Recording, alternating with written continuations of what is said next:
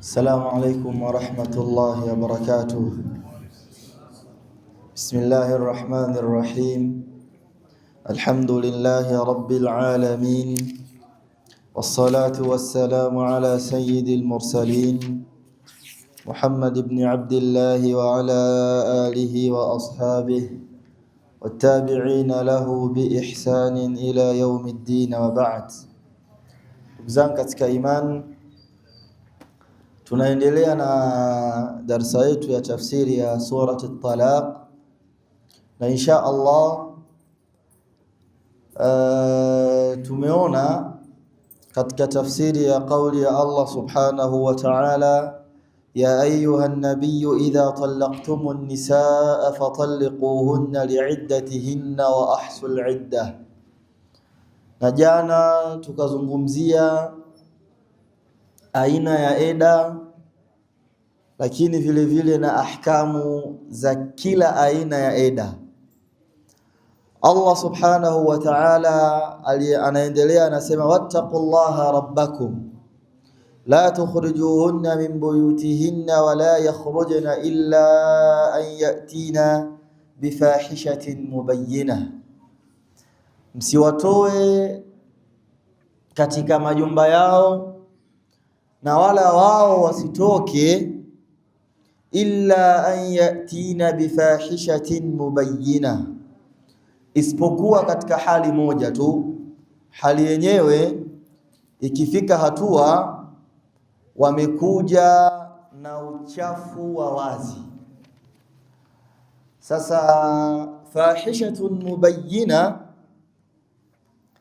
wanawazuoni rahmatullahi ta'ala alayhi wametafsiri kwa tafsiri tofauti tofauti.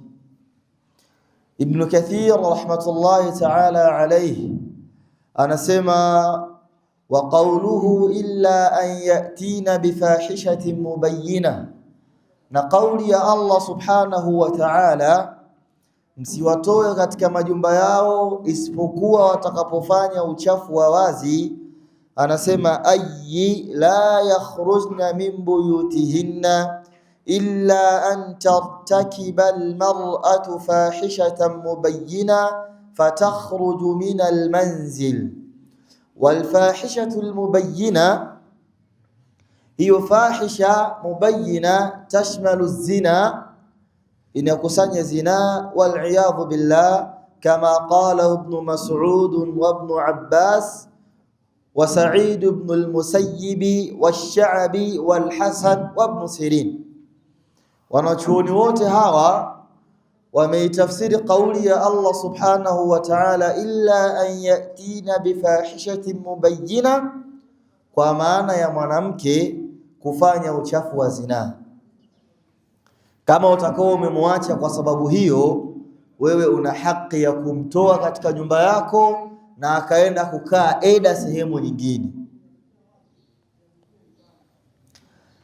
Lakini vile vile anasema Sa'id ibn Abi Hilal wa ghairihim kwamba illa an yatina bifahishatin mubayyina, anasema watashmalu ma idha nashazatil mar'atu wa badat ala ahli ar-rajuli wa adatuhum fil kalami wal af'al. Ni hali ambayo imefika hatua mwanamume anaishi na mkewe katika familia, halafu mwanamke akawa ni mkorofi, hamheshimu mume, haheshimu familia yake. Lakini sio kutokuwa heshimu tu, inafika hatua anaanza kutengeneza mambo ambayo yanawaudhi wale watu wa familia yenyewe. Ikifika hatua hiyo ukampa talaka mtu huyu, una haki ya kumtoa kwenye nyumba na sheria haitakulaumu katika hilo, kwa sababu imefika hatua sasa mwanamke amekuwa ana vitimbi nyumbani, anafanya vitu ili tu nyinyi mkereke, anafanya vitu ili kukuudhi, tayari hana heshima na wewe. Ikifikia hali kama hiyo, ile haki yake ya yeye kukaa nyumbani wakati wa eda yake inakuwa imeondoka, na unaruhusiwa kabisa na una kila haki ya kumtoa katika nyumba aende huko atakakohitajia yeye kwenda. Allah subhanahu wa ta'ala anasema wa tilka hududullah, na hiyo kwenu nyinyi kufanya hivyo, hiyo ndiyo mipaka ya Allah subhanahu wa ta'ala. Ipi hiyo? Ambayo tumeizungumza, idha talaqtumun nisaa fatalliquhunna liiddatihin, mkiwaacha wanawake waacheni katika eda zao. Na tukasema eda zao ni nini? Ni kumwacha mwanamke akiwa tahara, tena tahara ambayo haujakutana naye kimwili. Lakini vile vile wa ahsul idda, zihesabuni eda zao na mumche Allah subhanahu wa ta'ala nyinyi wanamume katika kuwaacha wanawake na kuzihesabu eda zao. Lakini vile vile la tukhrijuhunna min buyutihin, msiwatoe katika majumba yao, wala yakhrujna, na hii pia inaingia katika fahisha mubayyina, ni mwanamke yeye mwenyewe kuamua kutoka, kama ambavyo hawa wanawake wa zama zetu wanafanya. Umempa talaka, unatoka unaenda kazini, unakuta amechukua kila kitu, ameondoka zake. Hadhihi fahishatun mubayyina, kufanya hivi ni jambo, ni uovu uliokuwa wazi. Kwa hiyo unaweza kwenda kuchukua vitu vyako ukavirudisha, halafu na ile haki ya kukaa nyumbani kwako ukamnyima akaikosa. Kufanya hivyo, kuyahifadhi hayo, ni hiyo wa tilka hududullah, hiyo ndiyo mipaka ya Allah subhanahu wa ta'ala. Wa man yataadda hududallah, na yule ambaye atakayekuwa ameivunja mipaka ya Allah subhanahu wa ta'ala, faqad dhalama nafsah, mtu huyo anakuwa ameidhulumu nafsi yake kwa kwenda kinyume na maamrisho ya Allah subhanahu wa ta'ala. Atakuwa ameidhulumu nafsi yake kwa sababu atakuwa amemega kwa ajili ya nafsi yake sehemu ya madhambi ambayo yatakuwa ni sababu ya yeye kukosa radhi za Allah subhanahu wa ta'ala. Hivyo atakuwa ameidhulumu nafsi yake. Kwa mwanamume mwenye kumwacha mkewe katika tahara ambayo amekutana naye, anakuwa ameidhulumu nafsi yake kwa sababu anapata dhambi. Au mwanamume mwenye kumtoa kwa nguvu mkewe ndani ya nyumba, anakuwa ameidhulumu nafsi yake kwa sababu anapata dhambi kwa yeye kufanya hivyo. Allah anasema wa tilka hududullah, na hiyo ndiyo mipaka ya Allah subhanahu wa ta'ala. Wa man yataadda hududallahi faqad dhalama nafsah, na yule ambaye atakayekuwa amechupa mipaka ya Allah subhanahu wa ta'ala na kuifanyia uadui na kwenda kinyume na haya maelekezo ambayo Allah subhanahu wa ta'ala ameyatoa, faqad dhalama nafsahu, anakuwa ameidhulumu nafsi yake. La tadri, kwa sababu haujui wewe, pengine lau utafata yale ambayo Allah subhanahu wa ta'ala amekuelekeza. La tadri la'alla Allah yuhdithu ba'da dhalika amra, huenda Allah subhanahu wa ta'ala kwa wewe kufuatisha ile mipaka ya Allah subhanahu wa ta'ala na amri za Allah subhanahu wa ta'ala, yuhdithu ba'da dhalika amra, Allah anaweza akazua jambo katika hilo. Na hili nyinyi mnayashuhudia. Wako baadhi ya watu kwenye kumpa talaka mkewe, anafanya haraka, anampa talaka 3 kwa pamoja. kwa sababu ya hasira alizokuwa nazo muda ule, na pengine wakati anampa talaka hizo kampa talaka katika tahara ambayo wao wamekutana, linakuwa ni kosa la kwanza. Kosa la pili, kampa talaka 3 kwa wakati mmoja, japokuwa huko nyuma tumekwisha kubainisha hukumu ya haya mambo. Sasa kwa sababu yeye anaamini kampa talaka 3 na hawezi kumuoa mpaka aolewe na mwanamume mwingine, anaanza kutafuta namna ya kumhalalisha yule mke wake. Aidha ataenda kwa shekhe aanze kuuliza, mimi mke wangu nimempa talaka 3 mara moja, zinaswihi? Au mwingine kafanya haraka, ilikuwa ndio talaka moja peke yake imebakia, ni talaka ya 3, halafu yeye kashakutana na mkewe kwenye tahara hiyo, anaamua hata mimi nampa tu talaka hivyo hivyo.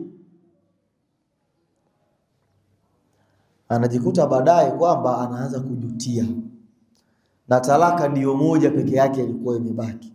Sheria ya dini inasemaje?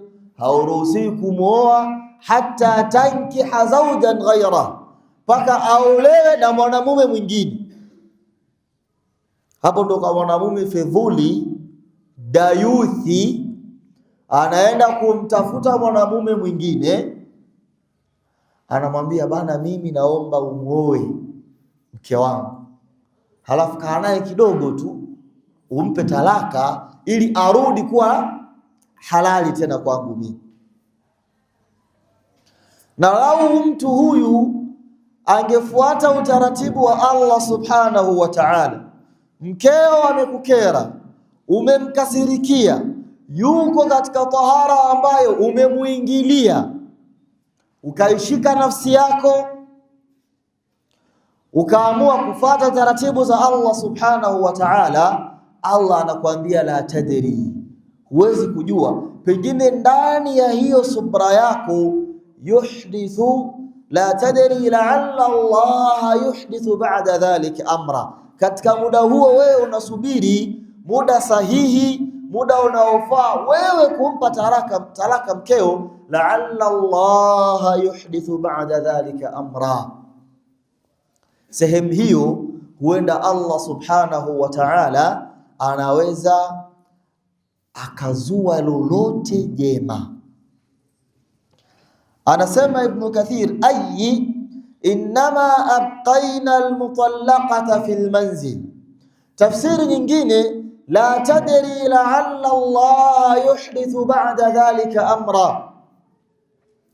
Allah subhanahu wa ta'ala alipokuambia wewe la tukhrijuhunna min buyutihin, msiwatoe wake zenu kwenye majumba yenu, wala yakhrujna, wala wao wasitoke katika hayo majumba, illa an yatina bifahishatin mubayyina wa tilka hududullah wa man yata'adda hududallahi faqad zalama nafsahu la tadri la'alla Allah yuhdithu ba'da dhalika amra. Anasema Ibn Kathir rahmatullahi ta'ala alayhi, ayi innama abqayna almutallaqata fi manzili zawj, sisi tumefanya sheria kumbakiza mwanamke aliyepewa talaka katika nyumba ya mume, fi muddati al-idda, katika muda wa ida, la'alla az-zawja yandamu ala talaqiha, huenda mume anaweza akajutia kwa yeye kumpa talaka,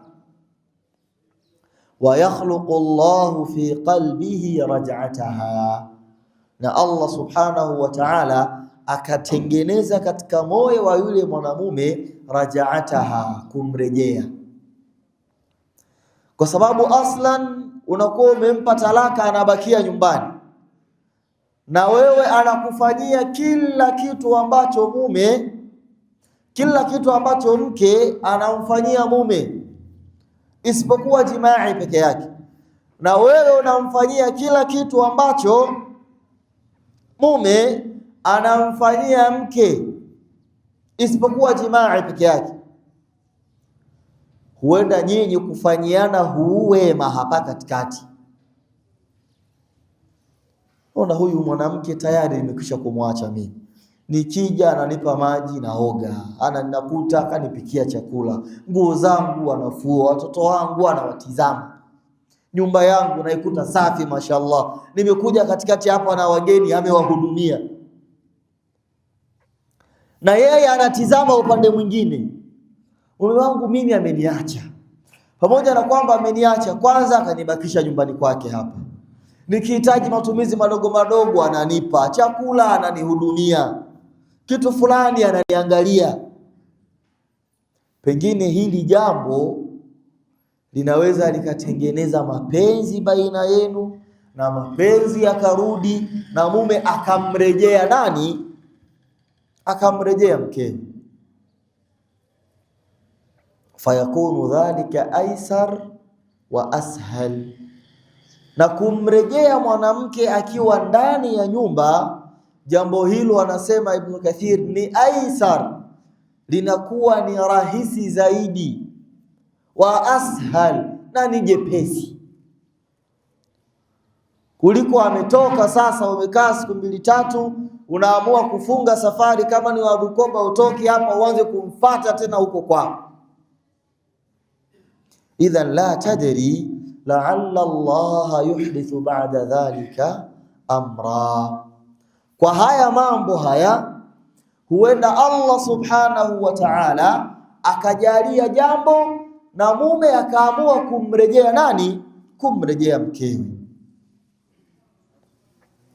Anaendelea Allah subhanahu wa ta'ala anasema, fa idha balaghna ajalahunna, ikifika hatua sasa wanawake wamekwisha kufikisha tayari, wamekaribia eda yao imekaribia kuisha, Allah anasema nyinyi mna khiyari, fa amsikuhunna bima'rufin,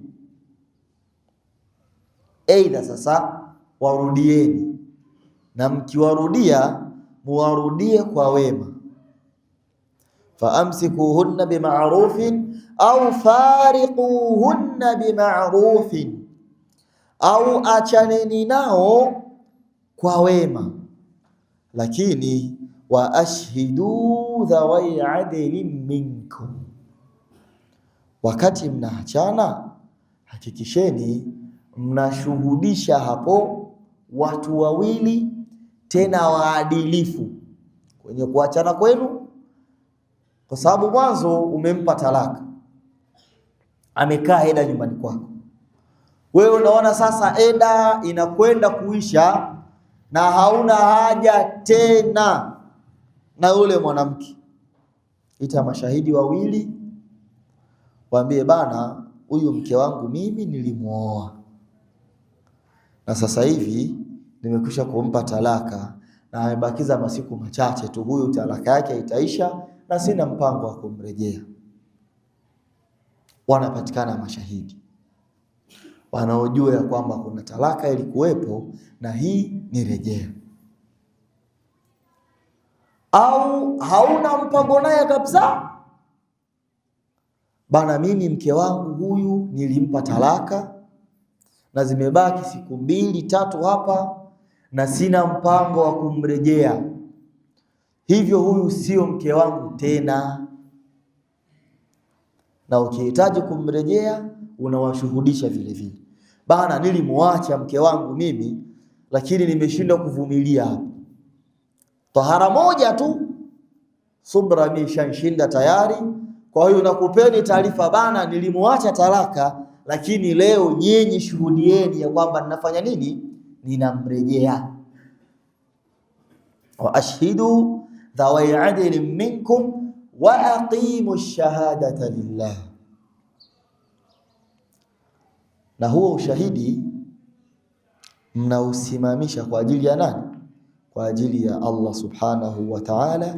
Dhalikum yu'adhu bihi man kana yu'minu billahi wal yawmil akhir wa man yattaqillaha yaj'al lahu makhraja.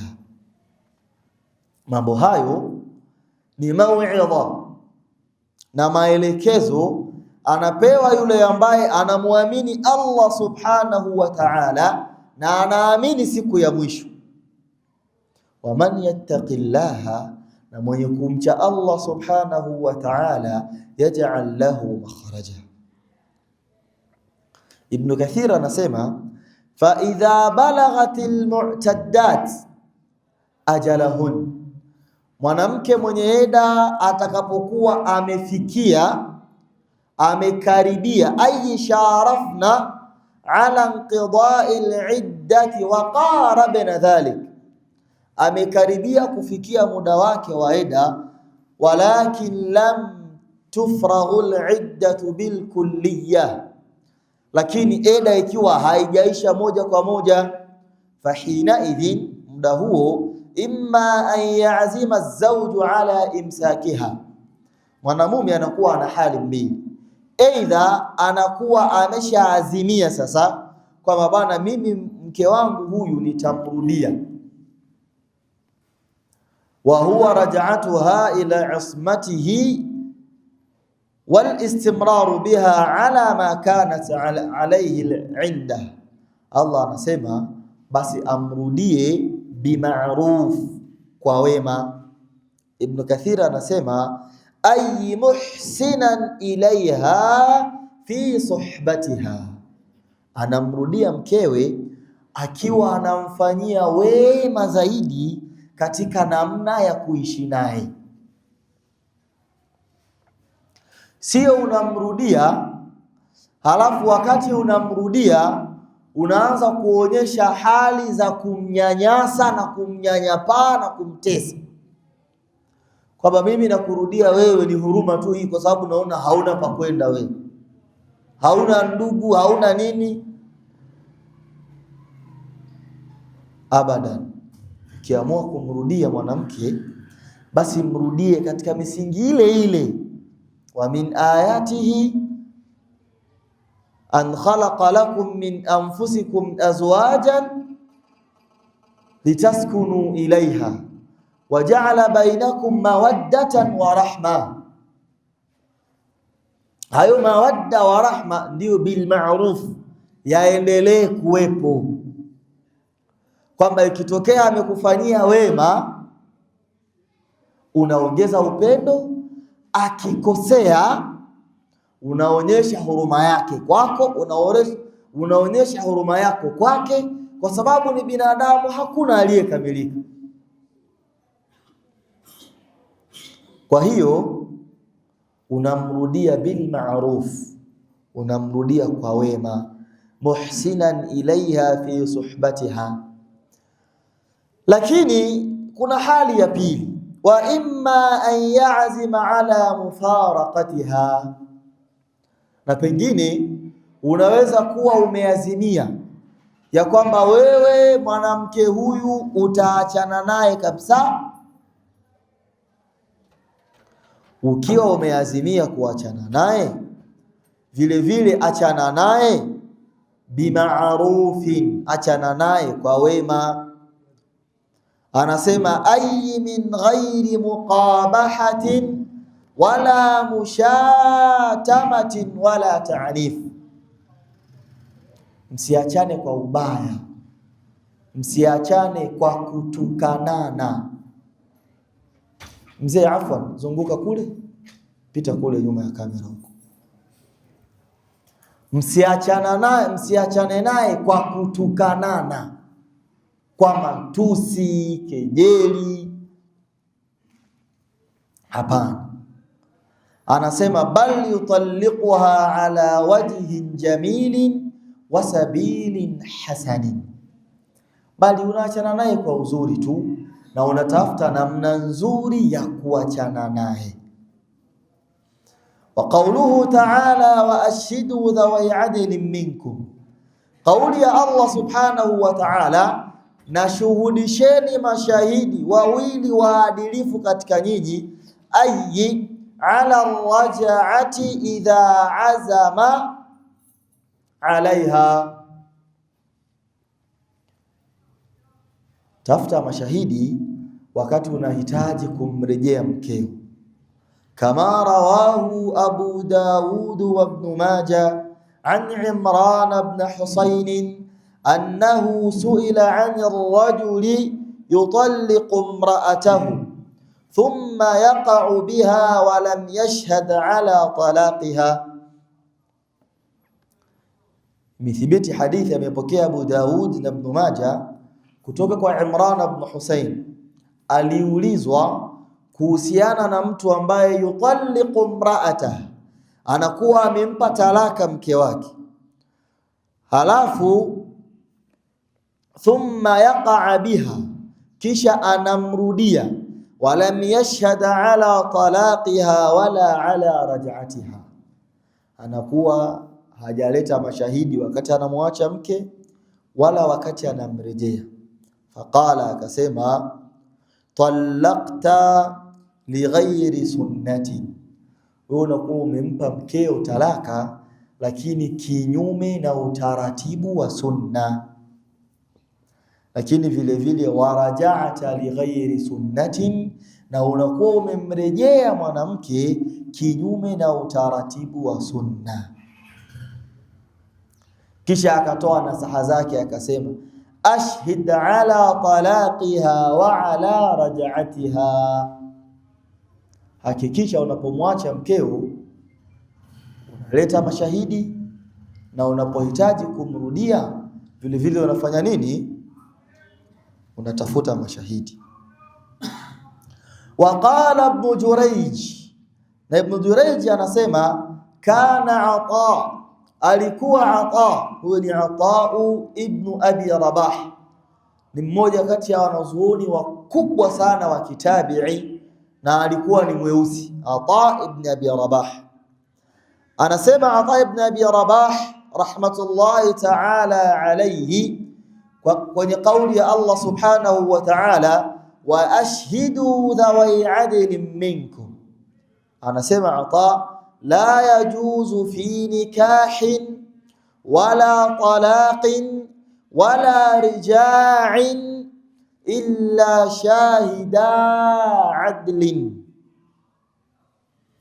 haifai kwa mtu kuoa wala kuacha kwa maana ya talaka, wala kumrejea mkewe isipokuwa kwa mashahidi wawili.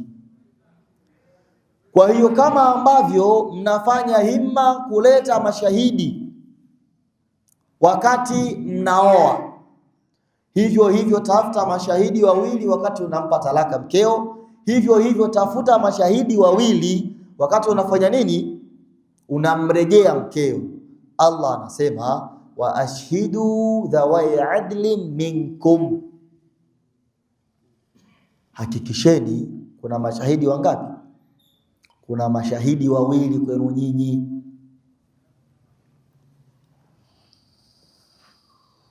Sasa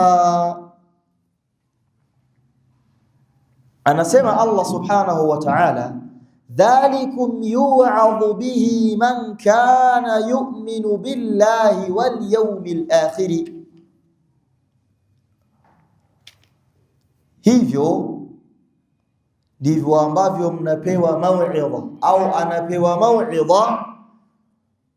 Dhalikum yu'adhu bihi, hivyo ndivyo anavyopewa mau'idha man kana yu'minu billah, yule ambaye anamwamini Allah subhanahu wa ta'ala, wal yawmil akhir, na anaamini siku ya mwisho. Ibn Kathir anasema hadha alladhi amarnakum bihi min al-ishhadi wa iqamati ash-shahada, haya ambao tunakuamrisheni nyinyi kuleta mashahidi wakati wa talaka na rejea.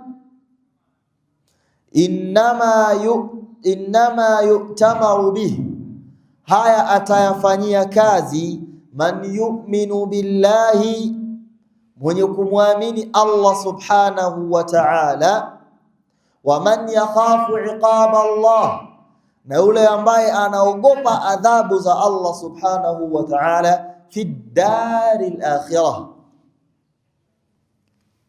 katika nyumba ya akhirah.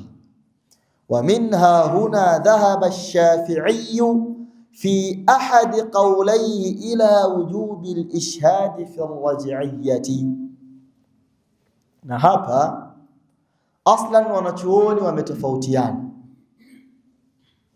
kwenye suala zima la hawa mashahidi wasipokuwepo. Je, talaka ni sahihi au sio sahihi? Je, talaka inafaa ama haifai? Abu Hanifa yeye anasema mashahidi katika sehemu hii sio wajibu. Ninaposema wajibu, maana yake wakikosekana, kama ni kwenye kumrudia mume mkewe, maana yake hawezi kufanya naye tendo bila mashahidi.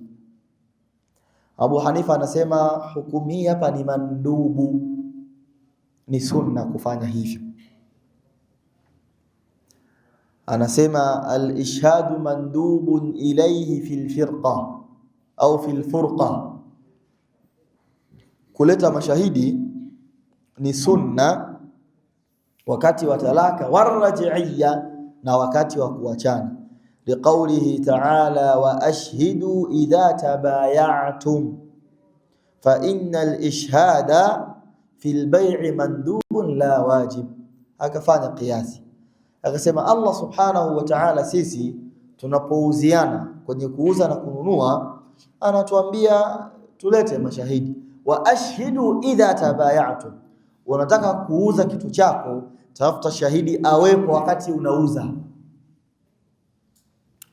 Akasema ndivyo hivyo kwenye hili ni sunna, yani mtu kuita shahidi wakati anauza kitu chake ni sunna. Abu Hanifa akasema ndio hivyo Allah subhanahu wa ta'ala anaposema wa ashhidu dhawai adlin minkum, kwenye kuachana tafuteni mashahidi wawili katika nyinyi muwashuhudishe, anasema ni sunna.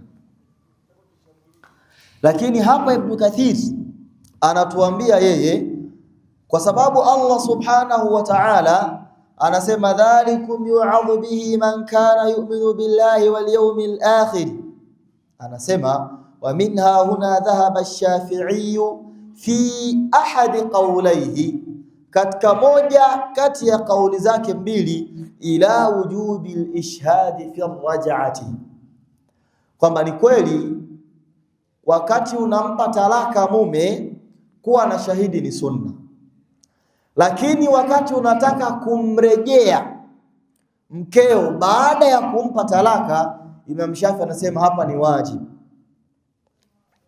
kama yajibu indahu fi ibtida'i nikahi, kama ambavyo ni wajib kupatikana mashahidi wakati mnafanya nini? Mnaoana. Na ukiangalia kauli hii kuna namna ina nguvu kidogo, kwa sababu nyinyi mmetuambia sisi mmeachana, halafu tunawaona tu, hatujui kama mmerudiana au la.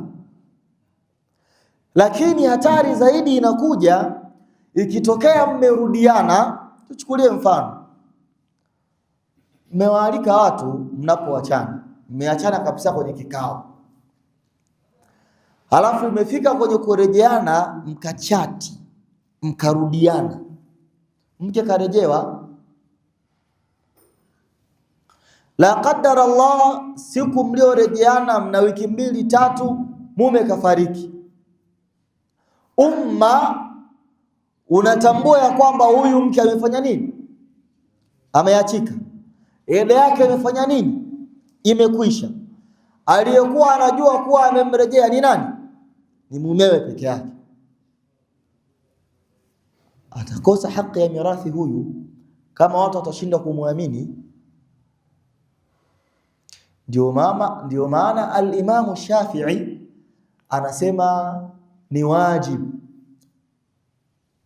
kupatikana mashahidi wakati wa kurejea, tamaman kama ilivyokuwa wajibu wakati unamuoa. Ulituambia huyu ndiyo mke wangu,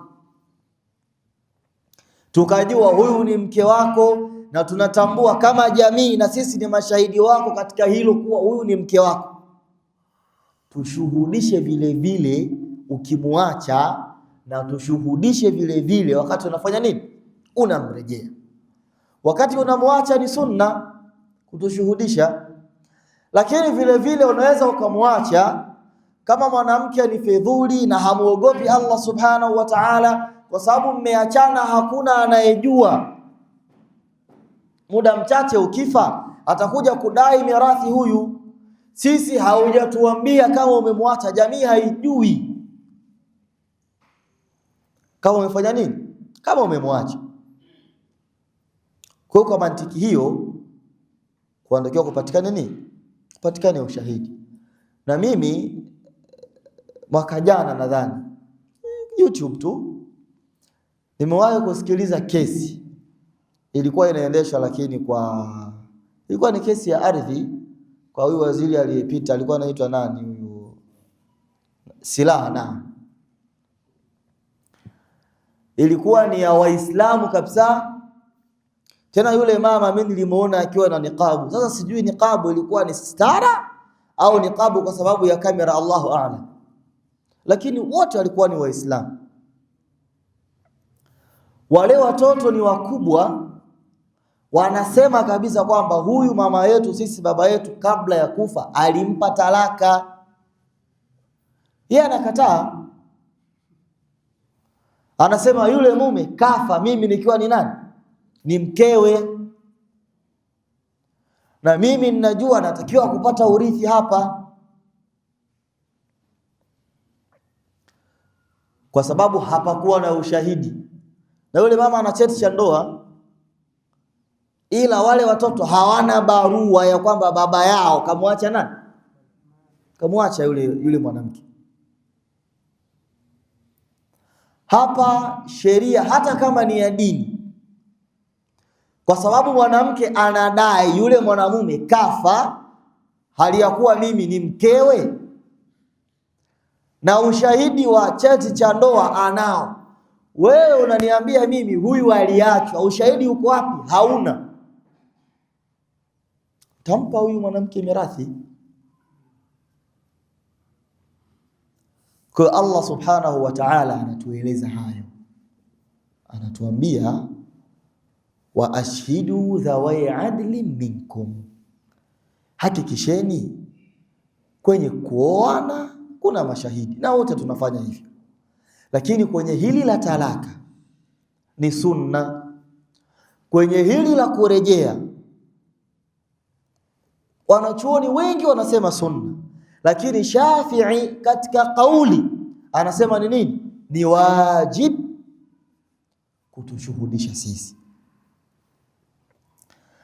Anaendelea Allah subhanahu wa ta'ala anasema yu'adhu bihi man kana yu'minu billahi wal yawmil akhir wa man yattaqillaha yaj'al lahu makhraja, na yule atakayemuogopa Allah subhanahu wa ta'ala yaj'al lahu makhraja, Allah subhanahu wa ta'ala anampa nini, makhraj, anampa matokeo. Unapokuwa una dhiki, Allah subhanahu wa ta'ala anakupa namna ya kutokea. Anasema Ibn Kathir, wa man yattaqillaha fima amarahu bihi, mwenye kumuogopa Allah subhanahu wa ta'ala katika yale ambayo Allah amemwamrisha, wa taraka ma nahahu an, na akaacha yale ambayo Allah subhanahu wa ta'ala amemkataza.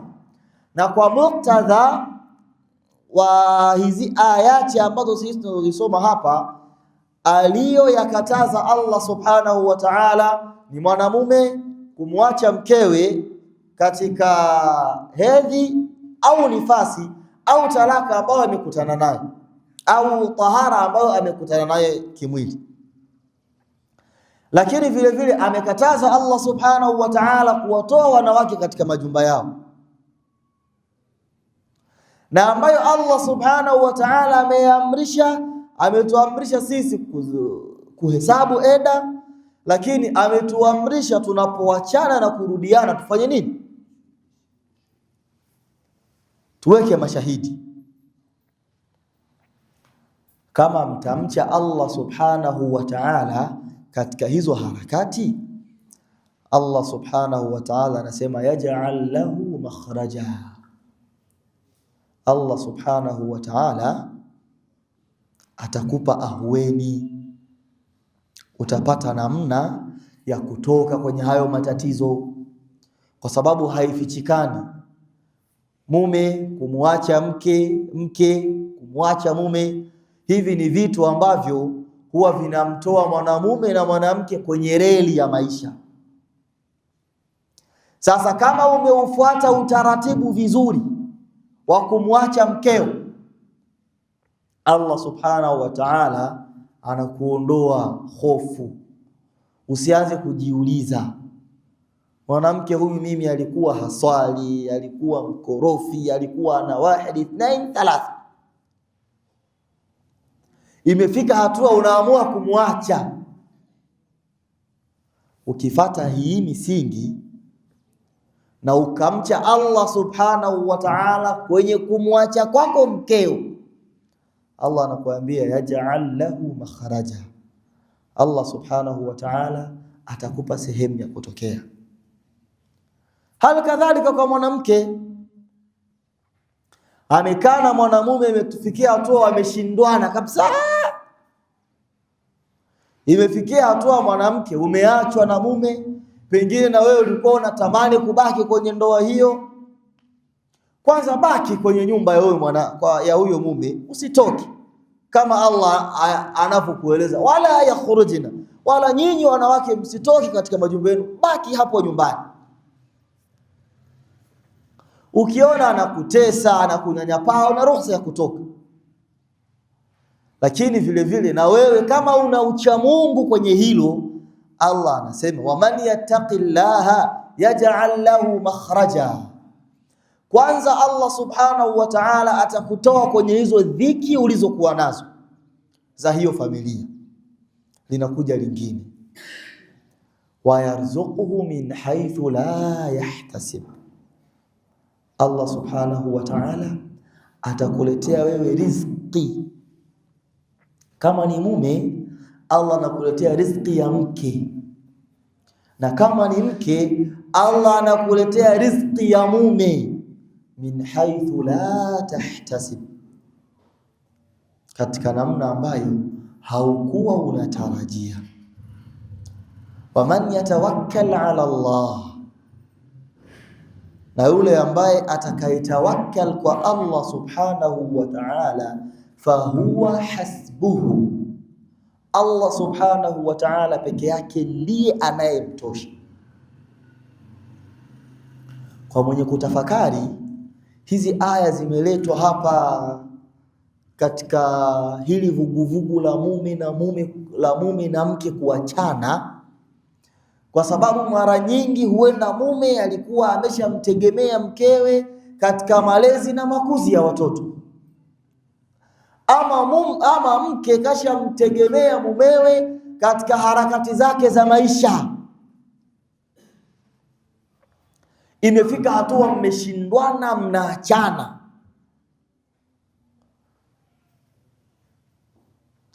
Pengine biashara zako zimeyumbisha kwa sababu ya masala ya kifamilia. Almuhimu umepitia kila aina ya kile ambacho umekipitia katika magumu na mazito. Kwanza mche Allah subhanahu wa ta'ala. Ukimcha Allah subhanahu wa ta'ala, Allah amekuahidi vitu viwili. Kitu cha kwanza, anakupa makhraji. Hizo dhiki ambazo wewe unazipitia kwa sababu ya huyo mke au mume, Allah atakutoa kwenye dhiki hizo. Halafu Allah anakuambia atakuongeza riziki min haythu la tahtasib.